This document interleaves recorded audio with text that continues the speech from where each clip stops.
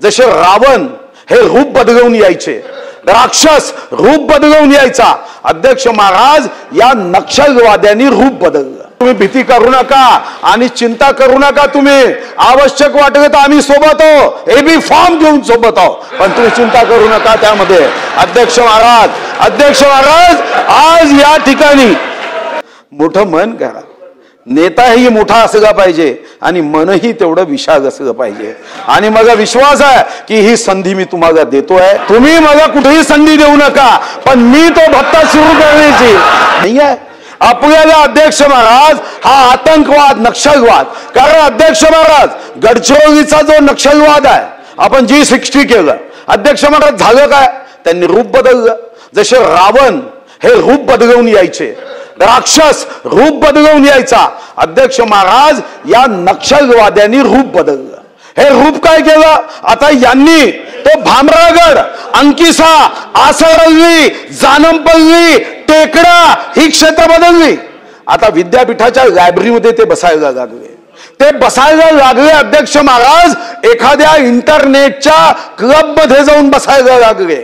आणि धीरे धीरे हे डावी कडवी, मी माझे कम्युनिस्ट पक्षाचे आमदार आहे त्यांचा सन्मान करतो की कम्युनिस्ट पक्ष जो तुमचा आहे तो कामगारों के पसीने के लिए लड़ता है, वो खून की नदियां बहाने वाला नहीं है। आणि म्हणून तुम्ही भीती करू नका आणि चिंता करू नका, तुम्ही आवश्यक वाटलं तर आम्ही सोबत आहोत, एबी फॉर्म घेऊन सोबत आहोत, पण तुम्ही चिंता करू नका त्यामध्ये।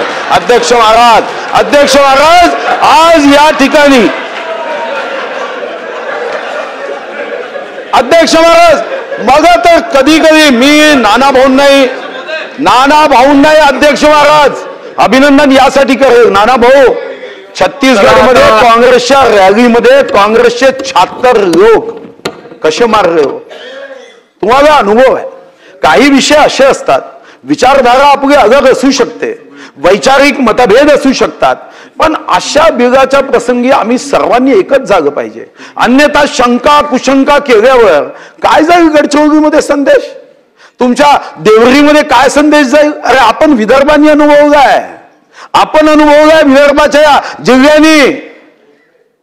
पण मी माननीय मुख्यमंत्र्यांना खर तर माझी विनंती आहे की सभागृहाने आता एकमताने हे पारित करून नक्षलवादी डाव्या कडव्या विचारसरणीला सांगायचं की आम्ही सर्वजण भारत माता की जय म्हणणारे आहोत। धन्यवाद। एकच विनंती अध्यक्ष महाराज,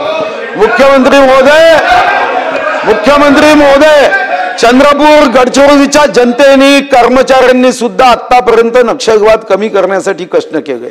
आपण एक GR काढून टाकला, तो भत्ताच बंद करून टाकला। मोठं मन करा, नेताही मोठा असला पाहिजे आणि मनही तेवढं विशाल असलं पाहिजे।